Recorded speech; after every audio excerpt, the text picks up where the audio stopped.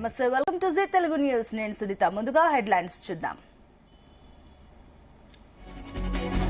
అర్ధరాత్రి నుంచి బస్సులు బంద్, సమ్మెకు రెడీ అవుతున్న ఆర్టీసీ కార్మికులు. తెలంగాణలో ఇంటింటికి పైప్ లైన్ ద్వారా గ్యాస్, తొలి దశలో ఖమ్మం, కొత్తగూడెం కార్పొరేషన్లలో అమలు.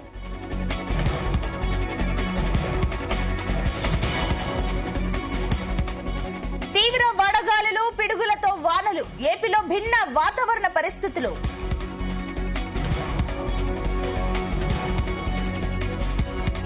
సాయంత్రంతో ఎన్నికల ప్రచారానికి తెర, ఎల్లుండి తమిళనాడులో అసెంబ్లీకి ఎన్నికలు. మణిపూర్ లో కంపించిన భూమి, రిక్టర్ స్కేలుపై 5.2 తీవ్రతతో భూకంపం.